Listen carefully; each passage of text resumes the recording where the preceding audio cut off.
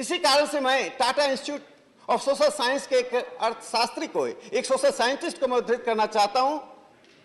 अश्विनी कुमार ने अपने लेख में एक बहुत अच्छी बात कही है।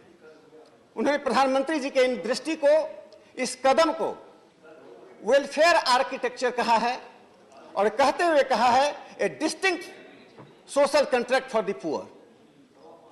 यानी पहली बार हिंदुस्तान में 47 के बाद से गरीब केंद्रित, पुअर सेंट्रिक नीति को आज समाजशास्त्र और इकोनॉमिस्ट, यानी दुनिया के अखबार और पत्रिकाएं, चाहे फाइनेंशियल टाइम्स हो या इकोनॉमिस्ट, स्वीकार कर रहे हैं। लेकिन मुझे आश्चर्य होता है जब आर्थिक विकास ने हिंसा को समाप्त किया, लोगों के बीच में असहिष्णुता को समाप्त किया, तब भी हमारे सदन में अर्बन नक्सल के समर्थन में क्यों बात कही जाती है। और जब अर्बन नक्सल का विरोध किया जाता है, जिनके कारण समाज में असहिष्णुता बढ़ती है, जिसके कारण समाज में कटुता बढ़ती है, तो लोगों को ऐसा लगता है कि उनकी स्वतंत्रता छीनी जा रही है। जिन अर्बन नक्सल के कारण छत्तीसगढ़, झारखंड सहित ट्राइबल क्षेत्र में लगातार हिंसा की घटनाएं घटती रही, विकास को रोका जाता रहा, आज 2014 के बाद से ऐसी ताकतों को हाशिए पर डाला गया और यह सरकार इस बात के लिए कृत संकल्प है कि ऐसी कोई भी ताकत यदि सामने खड़ी होगी तो उसे हम जड़ मूल से मिटाने के लिए कृत संकल्प है। सभापति महोदय, राष्ट्रीय स्तर पर जब विकास का कार्य हो रहा है, दुनिया में अनेक ऐसे देश हैं। साउथ अमेरिका का ब्राजील एक देश है जिसको रिनासा ऑफ दी लैटिन अमेरिका माना जाता था विकास के क्षेत्र में, और पूरे लैटिन अमेरिका पे, चाहे बोलिविया हो कि ब्राजील हो, पेरू हो, चिली हो, वेनेजुएला हो, एक लेफ्ट एक्सपेरिमेंट हुआ। उस लेफ्ट एक्सपेरिमेंट के बाद वहां दो बार, एक बार पिंक रिवॉल्यूशन 80 के दशक में हुआ, सत्ता से बाहर आए, फिर वामपंथ आया और वो लेफ्ट एक्सपेरिमेंट फेल कर गया। आज साउथ अफ्रीका, आज लैटिन अमेरिका एक फेल्ड स्टेट के रूप में सामने आ रहा है। दूसरी तरफ नव उदारवाद में जिन लोगों ने नव उदारवादी नीति के द्वारा सिर्फ पूंजीवाद को आगे बढ़ाया, आज ऐसे विकसित देश आज संकट में आ रहे हैं।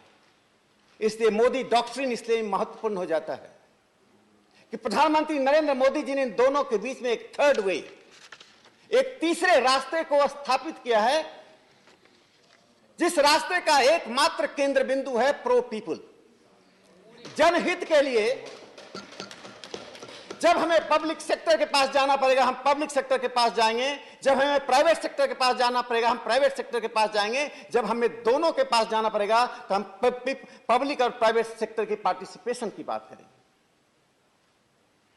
जब इकोनॉमिक फंडामेंटलिज्म इस देश को 7 दशकों तक ग्रस्त कर रखा था, उस इकोनॉमिक फंडामेंटलिज्म से प्रधानमंत्री नरेंद्र मोदी जी ने साहस के साथ इस देश को अलग किया है। इसलिए जब भी कोई नीतियां आती हैं, सभापति महोदय, जब जनधन योजना आया था तो अच्छे नियत वाले भी लोग उसका माखौल उड़ा रहे थे, उसकी आलोचना कर रहे थे। लेकिन ठीक 8 साल बाद आज पूरी दुनिया और इकोनॉमिस्ट जैसी पत्रिकाएं दुनिया के देशों को यह प्रेरणा दे रही है कि भारत के रास्ते पर चलने की जरूरत है।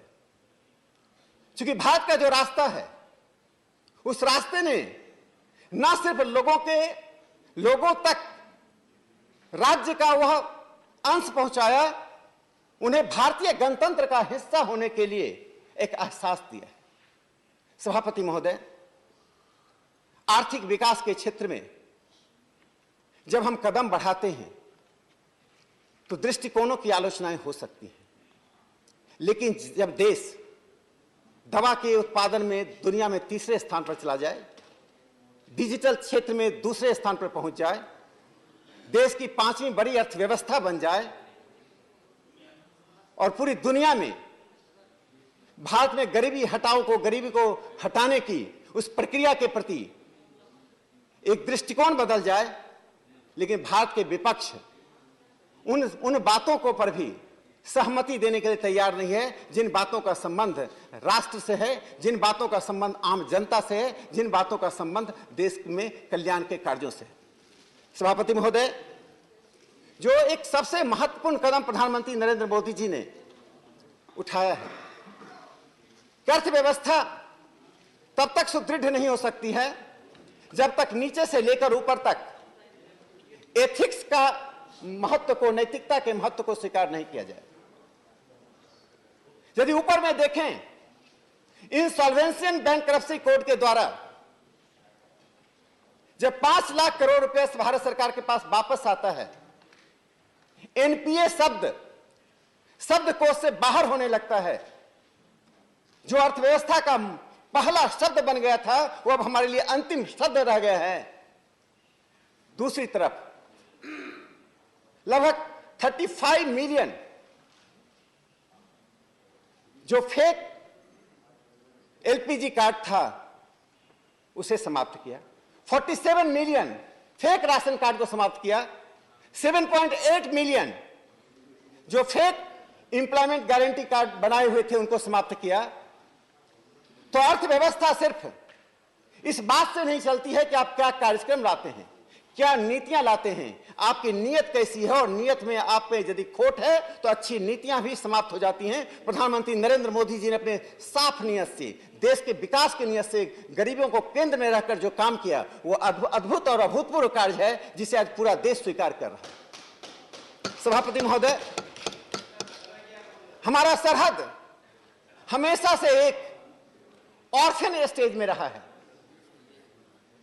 4000 किलोमीटर का चीन के सरहद पर जो इंफ्रास्ट्रक्चर का विकास हुआ, अभी माननीय प्रधानमंत्री जी ने शिलांग में जिस बात को कहा, सड़क सेतु यानी सड़क और पुल और सुरंग सेतु और सुरंग बनाने के बाद मैं 2015 में स्टैंडिंग कमेटी के तहत जब मैं गया था और सेना के जवानों से बात हुई,